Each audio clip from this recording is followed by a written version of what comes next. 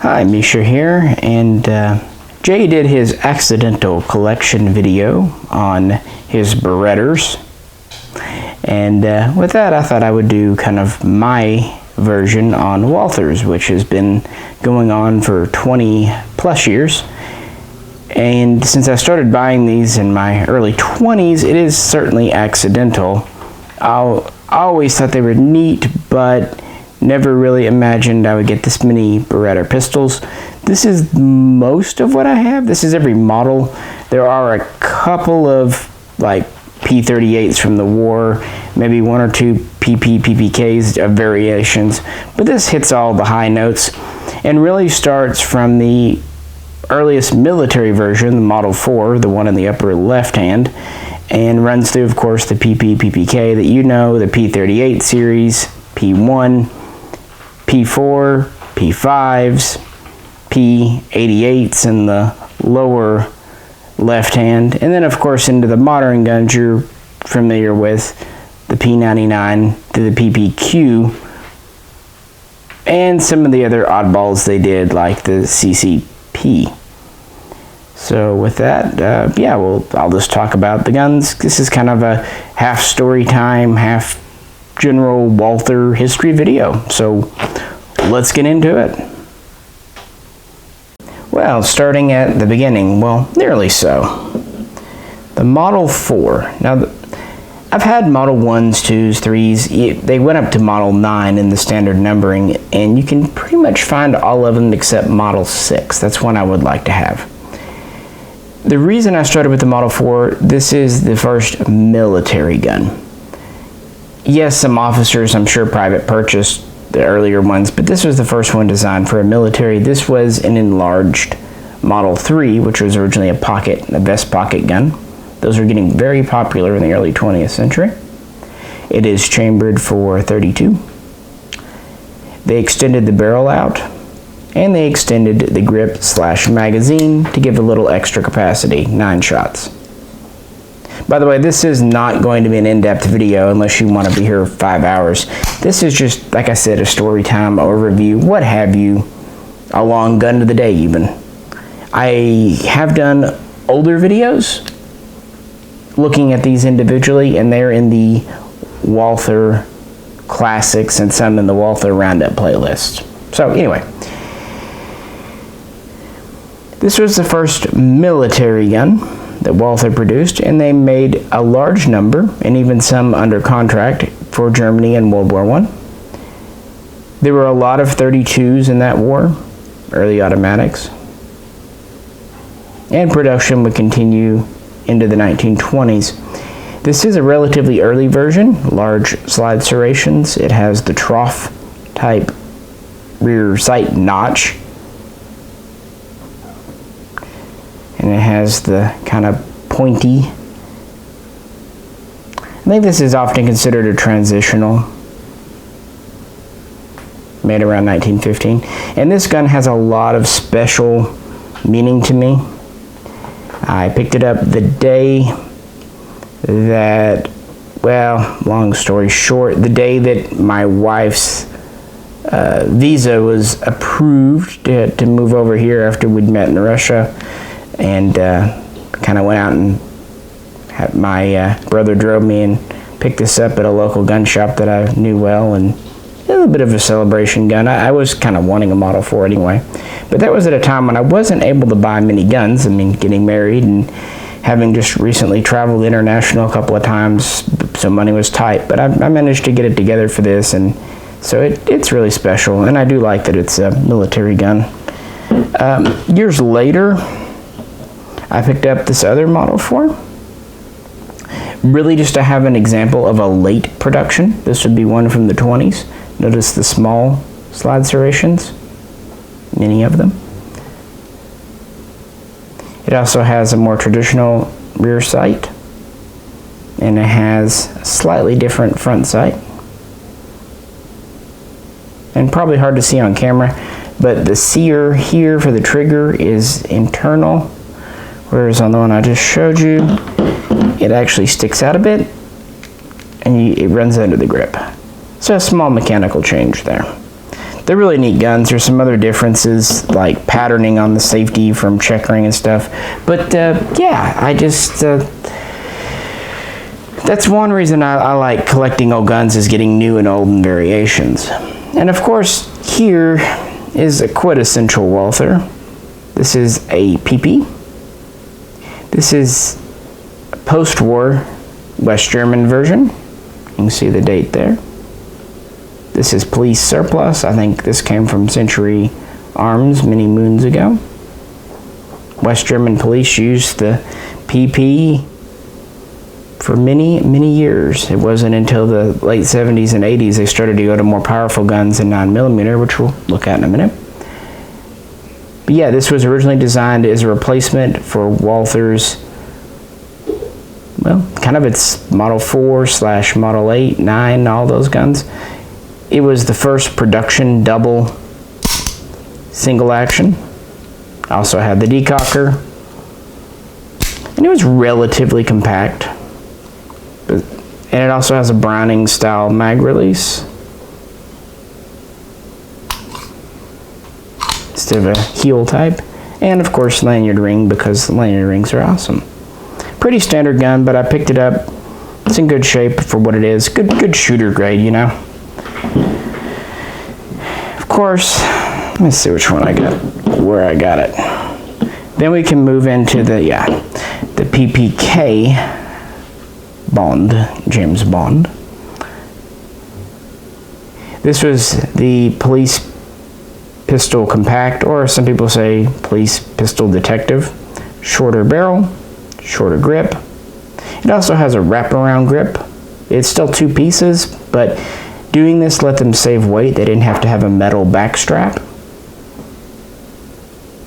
But unfortunately, these early guns have a propensity for the Bakelite they used in the grips for cracking to some extent. So it's very rare to find a gun with original grips that aren't a little cracked or chipped up here, just from the nature of recoil. Of course, this is a very popular Walther, introduced in 1933, and this is a relatively early version. It's not the super early with the so-called 90-degree safety, but it's not far behind. And of course, while these were made for the police, the Nazi Party used them, as well as German Luftwaffe officers, still being a 32. They started making these later on in the 30s in 380 9mm Kurs, but I've always felt the 32 versions are, one, just softer shooting. I have been told they're more accurate, and I definitely know they tend to be more reliable. The 380, this was designed for 32. My first PPK was an early gun purchase, probably only my second or third, I guess second handgun purchase. Yeah, right at about 20 years ago. And this was not it.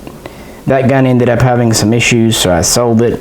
As much as sentiment means things to me, I don't keep guns if they have issues. It's just kind of who I am.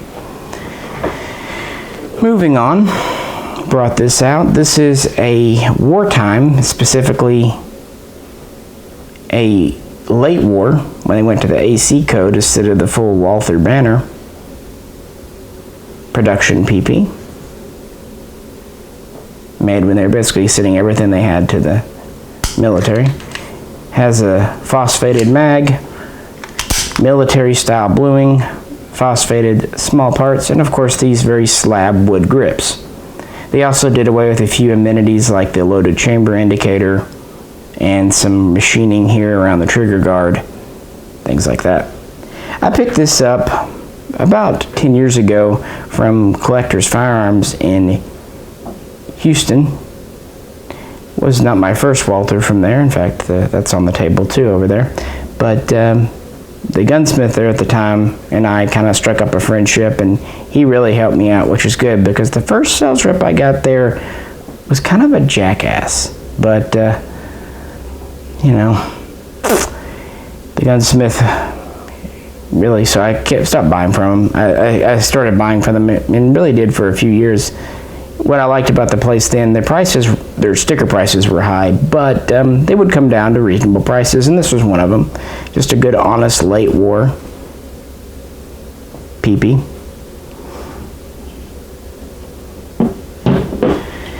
Here's another late war gun. Is another PPK. This one's kind of special because it's a 1943 dated frame, although it might have been put together later. This is a so-called dural frame. These others were steel. This was made out of an aluminum alloy. And since it was in 32, it held up okay. Again, it has a little bit of the grip cracking issue. I would not shoot one of these today, even though the frames were strong enough years ago. I don't know. They're too collectible. And this one just came to me on a trade offer about 8 years ago. And the guy wanted to trade for something very reasonable. I think I had a Ruger Mini 14 or something. And these have always been worth a little bit more than a standard PPK. On the one hand, you really shouldn't shoot them, so that dings the value. But on the other, it's an early lightweight gun. So that helps it. And again, it's a wartime production. So very neat, I think. Moving on, one of my favorite guns, and hopefully yours, the P38, or rather the HP, the Here's pistol. This is the commercial version. This is another one of the kind of prizes in my collection. I got this through a good friend, the one who runs Honey Creek Industries. He had an acquaintance that had a big collection, and typically that acquaintance wants huge money for his guns. And while he did want huge money for his so-called Zero series, which is pretty much identical to this, except it was German trials, this is a Swedish one, known in Sweden as the M39. For whatever reason, that friend did not value this as much, so my friend was able to kind of get it for me for a really good price. And they only made a few of these, and not many are in America, and this one's in pretty good shape. I picked this up because it has early P38 features like the checkered grips, the firing pin is a little different from later, the safety is a different shape, the lanyard is a ring with a hole, little things like that that you probably aren't, but collectors get all giddy about. And it's neat because this is an early commercial P38, and believe it or not, they would offer commercial P38s well into the war. They made about 25,000. They really only officially discontinued the HP line in 1944. So this is an early example, and I wanted it to have an example of where the P38 started, because the P38 I think was one of the best handguns of World War II. It was 9mm, it was double single action, much like the PPK, but in a larger caliber. It was safe to carry and just had a lot going for it. In fact, its action has been reused in the modern Beretta 92 series. And here is a late war, again a 1945 P38. I found this one on Gunbroker many years ago, and for whatever reason it did not go high on the auction.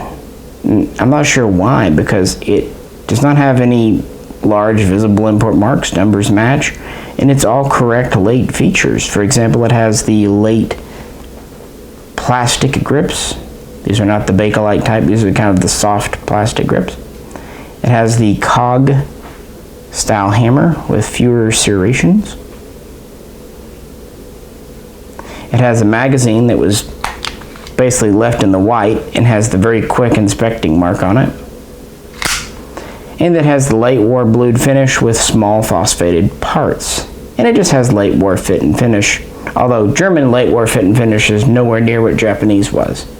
You can see a little, leftover machining over the chamber here, and the barrel has a few small lathe marks. Yeah, it's a really neat gun, and I don't know why no one else wanted it, but I was sure happy to give it a home. But then again, I like variations like that. Come on. Moving on down and kind of getting into the post-war period, a P38, excuse me, a P1. This was an evolution of the P38. This was made for the nascent Bundeswehr in 1957 after Germany was allowed again to make firearms. And what's interesting, it has a frame that's alloy that was basically based on experiences from World War II with the Dural frame. They did try out making P38s in World War II with the Dural frame, but they just could not get the durability down. But by the late 50s, Walther had it down. Now the early P1s were just that on paper for the Bundeswehr, but they still marked them P38s. So you can find a post-war P38 with an alloy frame. In fact, for police and consumer use, they still kept marking them P38. But in the early 60s, they started marking military guns with P1. And these were everywhere for a long time, for $300 to $400 with holster 2 mags. Now they've shot up to $600, but this was a good value for someone wanting a P38 shooter. Now it's worth pointing out, if you especially have an early version, don't shoot modern hot 9mm plus P out of them. And even if you have a later version, they're not really known for liking hollow points. But Walther did update the design throughout its production. They put a hex pin in the frame. That's not so much to reinforce the frame as to give the cam pin something to ride on, so not to wear the alloy away. They also beefed up the slide a bit. And they made some other small changes. Originally, these would have a blued top. In refurbishment, they would get a phosphate. But I really like the P1 just for what it is. I think it's neat. And they made a good number of them, although still far fewer than the P38. And this is another one I picked up at Collector's Firearms. In fact, this was the first gun I bought there. This was a Walther P4, one I've been looking for. If it looks a lot like that P1 there, don't worry, you're not crazy. It is. But whereas the P1 was made for the military, this was a version made in the 70s for the police. What they did, they shortened the barrel a little bit. See here? They also simplified the slide. They went away from kind of the split top. They took out the loaded chamber indicator in the back. They bobbed the hammer so it wouldn't hang up in a holster. They serrated the trigger for a little bit better grip. And probably most interestingly, they went to a decocker only system. So kind of like a Beretta 92G. This fires 9mm, just as the P1, and this was done when the German police were looking for a little more powerful armament as terrorists, see that's still a safety, as terrorists were kind of ramping up in the 1970s. And this is an ex-police gun. You can tell because it has this little neat oval cutout in the slide. That's where the police property mark used to be. It was ordered that when these were surplused out, they had to have the marking removed, which I understand. It's kind of to show that they weren't stolen from the police, that they were officially sold out of service, and not to have guns appearing anywhere with German markings. But that was a find that really tickled me. And this is an extremely similar gun. This is a P38K, based on the P4. It has the simplified top slide, has the decocker only. Barrel, you could say, is a little shorter. Front sight is fixed on the slide, not the barrel.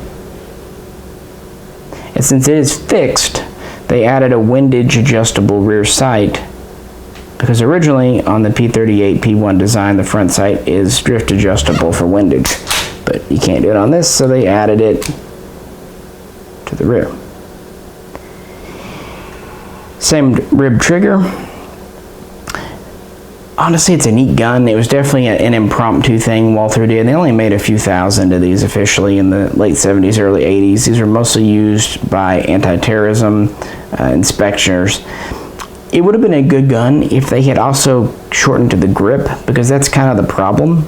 This is still very short, but this is long. If they'd gone to a 6-round mag, shortened the grip, but again, they were trying to do this quick and easy until something new was ready. And by something new, they meant this. Well, let me skip over and I'll come back to those. The P5. Now this was the last in the kind of P38 series Walther would do, but it doesn't look much like a P38.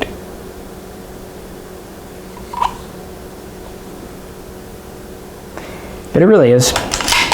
Uses the same locking system, same basic barrel style. They just finally fully enclosed the slide. They went to this neat new dual purpose control. Still has a bobbed hammer, still has a rib trigger. They went to a slightly larger heel mounted mag release, but it still uses nearly the same mags. P38 mags will not work in this unless you notch them back here, but if you do that they will. On the other hand, P5 mags will work in a P38 P1. Still has the alloy frame of the P1, but now the front is serrated and no more lanyard. Again, this was done for the German police. They were, each individual region, department, whatever, was authorized to buy this, or the P6, or the P7, so they kind of had some options. And these were imported for a minute back around 2004, 2005, in that time period. There were some commercial versions imported by Interarms, but they were always very expensive. But when these came in, they were pretty good value. They were about $500 with 2 mags, holster, and a mag carrier. It's a neat gun, but this honestly was my first experience with a bit of gunsmithing, because I got it, and really only the second, maybe third time I shot it, one of the lugs on the locking block sheared off. Of course, it freaked me out then. Later I learned that's kind of how this design's meant to be. That way the gun doesn't hurt itself. And I got to learn about getting a new one and getting it fitted. But, you know, learning experiences. But yeah, I've had this one. I bought it directly from the importer. I believe it was Century. It might have been someone else, because I think it came from SOG. PW Arms. Okay. Couldn't really remember. Like I said, it came from SOG. But, yeah. And to go with the P5 Compact. Now this is a very uncommon gun. Walther didn't make many. It was a transitional model, kind of the last gasp of this whole series. On paper, it's only slightly shorter barrel and slightly lighter. Still uses the same mags, but it has a Browning style mag release. So Walther finally learned that lesson. Notice the mag has the notch in the back, so it'll still fit a full size. Still has the multi-control, but they really slimmed this up and streamlined it. They went to a rounded trigger guard. They went to an even more bobbed hammer. And they kind of scalloped the bottom of the grip. And they just rounded it up a whole lot. So even more for carry. And interestingly, the British military used a few of these for counterterrorism operations in North Ireland. I don't know a large batch of surplus came in. This is a commercial one brought over. And I looked online for a long time for one of these to buy, and finally found one, and it turns out it was only about an hour and a half away from me. So one Saturday morning, went by the bank, grabbed some cash. My brother drove me down there and did the deed. Got it with the original box, a couple of mags, and for what was probably a fair price for both of us. Today it doesn't seem expensive, but back then it did. But this was one of the first guns I knew I was getting a Walther collection, because this is just getting into the pretty obscura. As is this one. This is the P38 Super. And this is a gun, I believe it or not, I've had for a long time as well. I don't even remember at the time what inspired me to get it, but I remember I found it online, and at the time at least, these were pretty inexpensive because of the caliber they fire.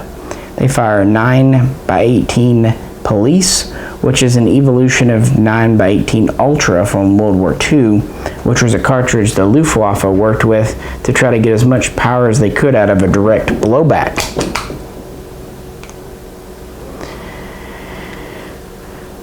This is a PP, hence the name, but it's just scaled up for the new cartridge. This is as powerful as Walther could get it. Has much of the same features, double single action. It has the decocker only from the P4. Or rather, I should say the P4 has the decocker only from this, however you want to look at it. It does have a Browning style mag release as well. 8-round mag, unique to this gun. Mags are actually extremely hard to find. They mostly did these in 9x18, but they did do some in 380. They did import a few commercial guns back in the day, and there were a small batch of police surplus guns. Back in the 70s, German police were trying to decide if they wanted to stick to simple blowback like the 32s, just upscaling the cartridge, or go to 9x19 in this locked breech. HK also made a 9mm police offering. In the end, really neither won out. It was just a little trial thing. Neat gun, but ammo is always hard to find. And finally, for the top bit here, a PPKS. This is another Century Arms police surplus gun. This is a real German-made PPS. And this gun has a really interesting history why it exists. It is essentially a PPK top, slide, and barrel, so short, on a PP frame. So it takes the longer 8-round mags, but has the shorter barrel. It also has a ribbed trigger and a few other later features in the machining.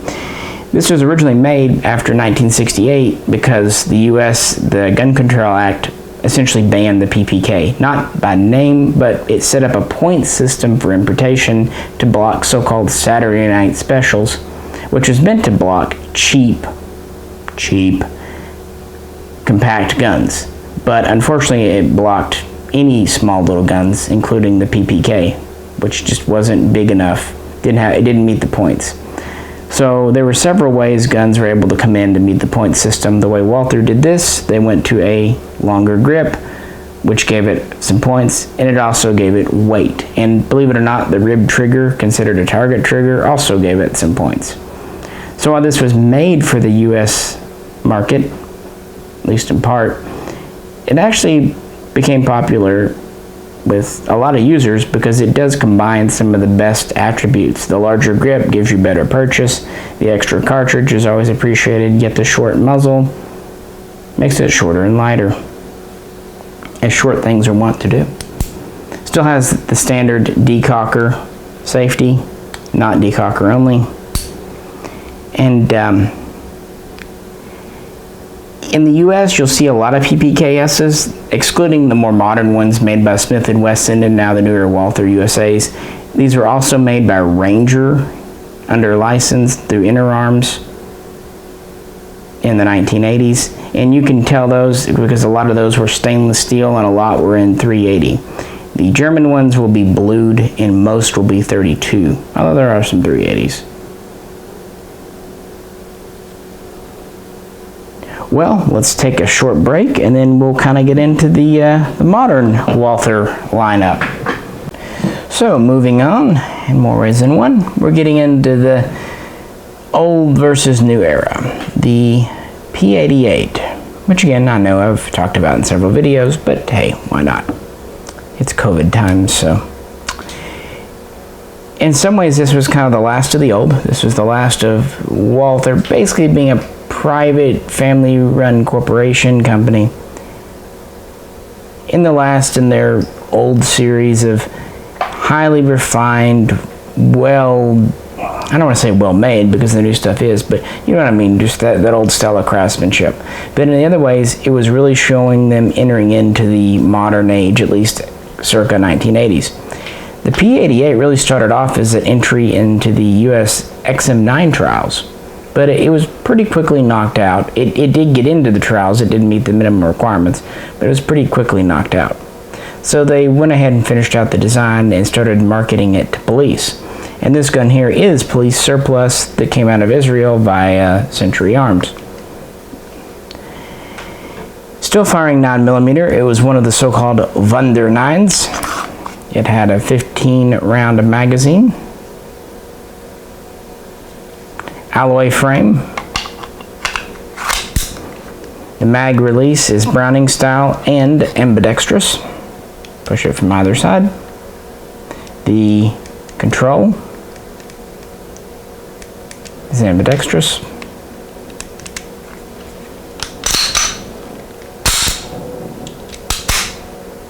So like on the P5, but yeah, it even has a manual hold open here if you want to hold the slide back with the mag not in the gun. Now interestingly, the other 9s were the P38 style with the locking breech below the barrel. This was the first where Walther went to the simplified, modified Browning tilting barrel. So like most guns today, Glock included. While many people consider this one of the most accurate standard production guns made, it was expensive by the standards of the 80s and 90s, and it was expensive when I got this, and it was expensive on Gunbroker when I looked last week. These have always been pricey. Their reputation precedes them, and there just weren't that many made, around 10,000 total, with again some going like this one to police users. I was really lucky with this one. This was a Century Odd Lot, and it did not have a magazine, which normally would be a deal breaker, and to them that dinged the price quite a bit. But my sales rep there at the time actually took the liberty of finding me mags and letting me know, kind of off the books, where to get mags for it. And it turns out Numeric had brand new, or at least new old stock factory mags. And what's nice about this being a surplus gun, there's no worry about shooting it because you're not going to worry about scuffing it. Now, this is the P88 Compact. It is a slight bit shorter, with a slightly shorter grip and mag, and it's a little bit lighter, but really this was developed not to be a compact so much as to kind of address the cost issue. They did away with the multi-control, going to a standard one-sided slide release and a standard, although double-sided, P38 safety decocker. Still retains the neat ambidextrous mag catch. Still a tilting breech type gun. And still known for good quality and accuracy. So these kind of replaced the P88 in the mid-90s, but only around for a short time. Another reason they were made, in 1994, there was the American federal assault weapons ban, which prohibited magazines over 10 rounds. That really hurt the P88 because one of its big draws was having a 15-shot mag. This still has a 14-shot mag, but between that, not being as big of a deal a little bit and the lower price point, it was hoped that this would be a success. But the mid-90s were not a great time for the Walther company. This is when ownership would change hands, and so the P38 Compact was still expensive and still had a lot of old school technology. And of course, a lot of people said it wasn't as good as the P88, so it too was quite short-lived. Now this is another gun from Century, and this one was kind of neat because it came out of a European store. It came to me in the original European cardboard box with two 14-round mags, cleaning rod, manual. I think the manual was German. And this was something that the same sales rep found for me on an odd lot list. And I remember it came in on New Year's Eve, which is kind of neat. And that must have been around 2009 or 2007, I don't know. A long time ago. I've had it for a long time. But it's in pretty good shape for what it is. And again, because it was an odd lot Century gun, it was not priced what you'd expect. But then we move into the modern era. This is a first generation P99, really before they were doing AS and QA. This is basically when it was just it is a striker gun, but it has a simulated double single action trigger with decocker.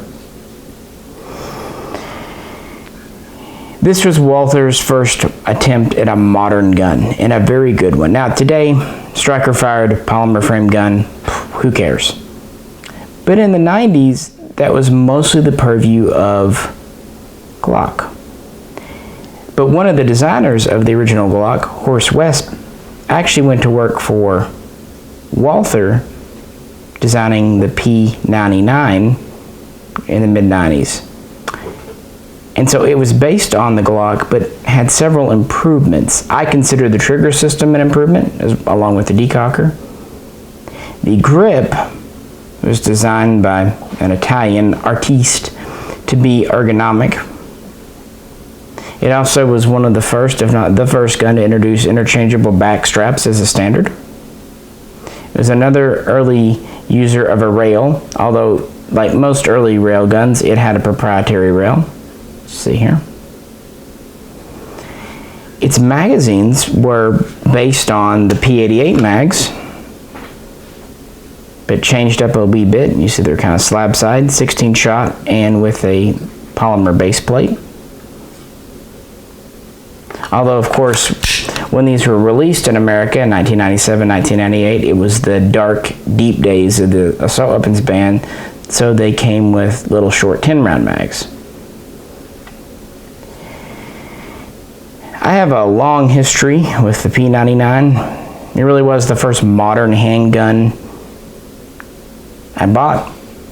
And I called around some local stores. One had a lightly used one.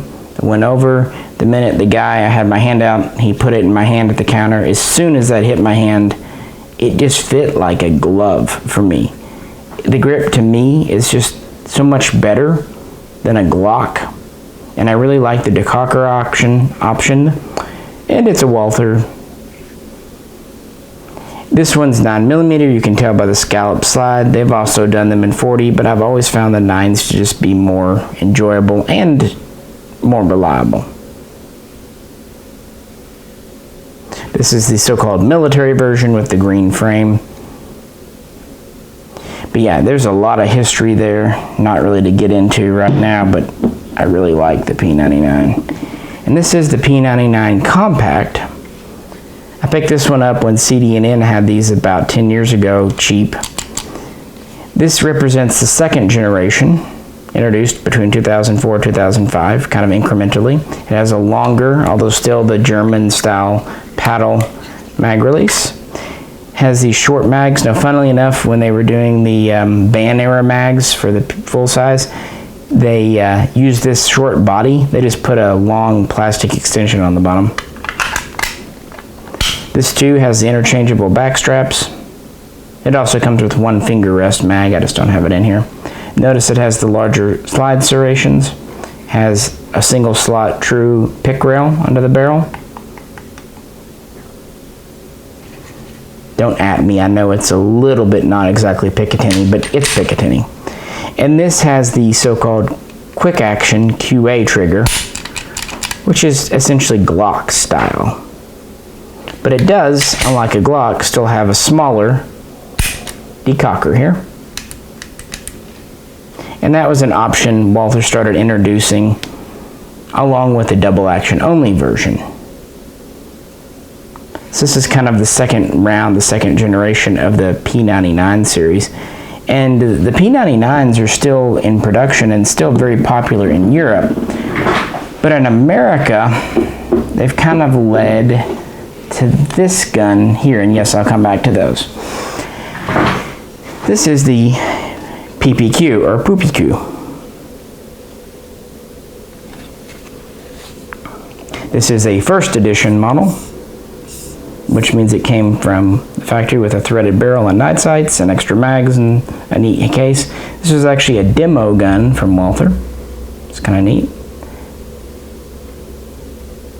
While it's called a PPQ, it's basically a P99 Gen 3. Several changes were suggested over the years, kind of based on the P99 Rad, which was the Polish military version, produced in Poland. It has front and rear slide serrations. It has, the grip itself is actually the same general shape, but they've gone to more of a textured approach, especially on the sides. They've slightly updated the mags. The original Gen 1 P99 mags were the slab side. The Gen 2s were this rib side, but still blued. Well, the PPQ mags, very similar to Gen 2 P99, have a more matte, more corrosion-resistant finish. This is 15 rounds. They lost one round, but then they also came back and introduced a slightly extended 17-round version. This is the PPQ Gen 1 with the German-style mag release. It also has ambidextrous slide release, but no decocker. But of course, the big deal about the PPQ is the quick defense trigger, which is well known for having about a 5-pound pull and a short 1/10 of an inch reset. And this is based on the single action simulated from the P99 AS. It's really all connected, it's just slightly refined. And this has become quite popular in America since it was introduced in 2011. And we've done videos on this because honestly it took us by surprise. My first couple of PPQs I ordered at the store just to have something new to show.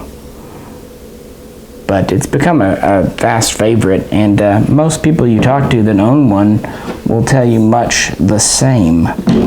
And just a couple of years ago, they released the compact version, not so imaginably named PPQ Compact or PPQ C.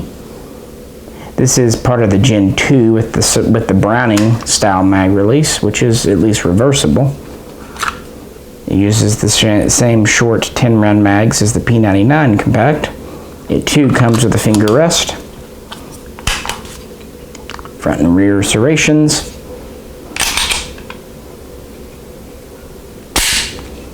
still has the quick action trigger, no decocker. So yeah, here's the P99C. You can see that they're very similar.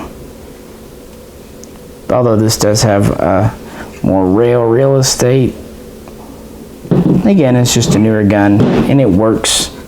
Yeah, 2-slot rail, just as you'd expect. People had wanted them to come out with a PPQ Compact for a while, which is kind of funny because Walther's had this version since 2007. Now, I did a gun of the day on this, the PPS. This is now known as the PPS Classic or PPS M1. When this came out, it was essentially a single stack slimline version of the P99C. See? But whereas the C had a 10-shot capacity. This has a 6 with the short mag, or up to 8 with the extension mag. Or I can just get my finger there. It does have the kind of Glock style safety trigger or tip trigger, later to be used on the PPQ.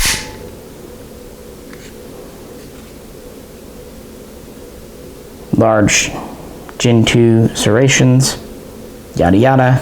Still has the German style mag release and a single slot rail under the barrel. And it came with 2 back straps, small and large. So yeah, this was the small compact version for a long time, kind of meaning why have another, but eventually they released the PPQ Compact. They also, more recently, last few years, released the PPS M2, which is the PPS with a facelift. Front and rear serrations. No more rail under the barrel, so anti-snag, more of a rounded trigger guard. It has the more octopus style grip. It has the Browning style mag release, so it uses different mags, but it still comes 6, 7, and 8 capacities. And it does have a slightly lightened and smoothed out trigger compared to the original. However, I think they were kind of reluctant to go to a quick defense style trigger because, well, it's a carry gun.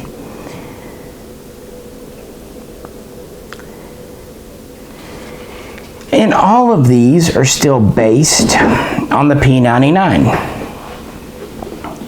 However, as we get to the end, this one is not.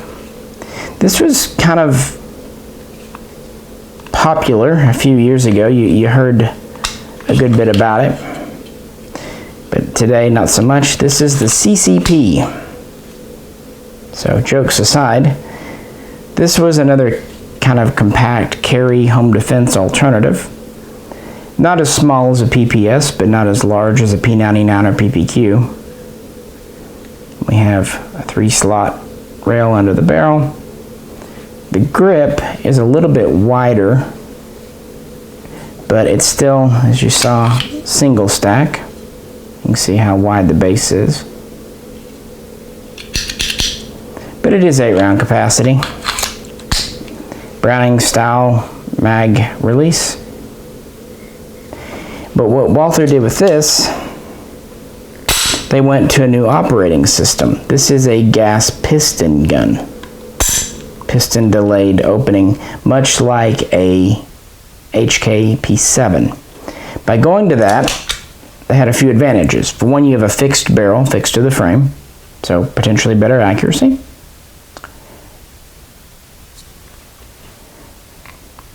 You also have a lighter spring because you're not having to operate a barrel.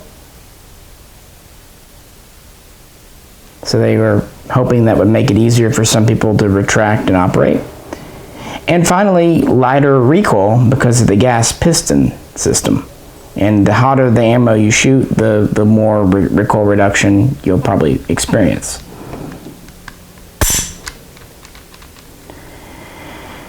It was also, more of an economical gun than the PPS. Walther introduced these at about a $400 price point with 2 mags in a box. I've had very good luck with these. There were some criticisms. For example, you need a small tool or something for disassembly. And there were some early issues reported with various little parts. But in our experience, it's a pretty neat, comfortable gun, and it is light recoiling. And this is where you start to see Walther really trying to innovate and appease the American market, because Walther, which had been imported by Smith & Wesson, opened up its own factory in Fort Smith, Arkansas, right here, under Walther USA name, and started selling those pretty much direct in 2013, cutting out the middleman. And with that, this was another gun they released around the same time, and that we've done videos on, the PPX. This is an economy version of the PPQ, still based on the P99. 15 round mag, although it takes its own proprietary mags. Still a pretty ergonomic grip, but they did away with the removable back straps. Still has a rail under the barrel. Of course, a very blocky slide. But still has front and rear serrations. Actually, surprisingly a nice trigger. And again, they went to a new operating system. This is hammer fired as opposed to striker. And I guess that saved them some money, simplicity. And these have been 300 bucks. Still firing 9mm. Definitely not as elegant, but this is them trying to kind of compete in that market.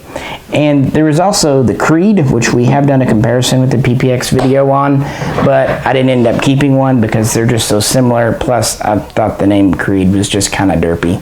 PPX is still a little edgelord, but not near as much, and at least it continues the whole PP lineup.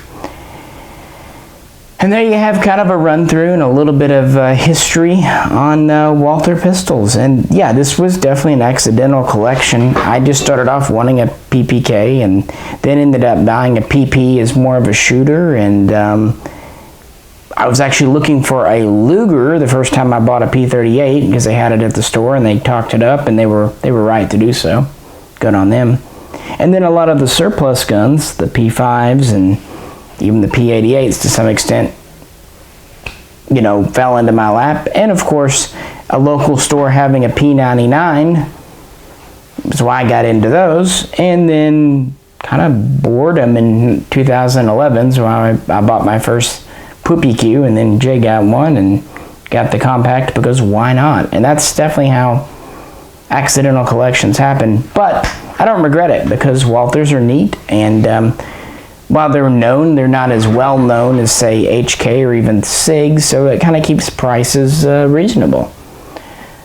So yeah, I hope you enjoyed this. Probably will put this up on a weekend since it's a longer video, but the more recent videos have kind of been short and wanted to just hang out with you guys. Feel free to talk about your Walthers, or if you've had an accidental collection, how'd that happen for you? And if you'd like to help support my accidental collection habits, please check out the link to our Patreon page. And if you can't do that during these times, we completely understand. If you could just like, share, and subscribe, let people know about us, that is great and equally appreciated. So with that, I'll wrap things up. This is Misha, and we'll catch you very soon next time.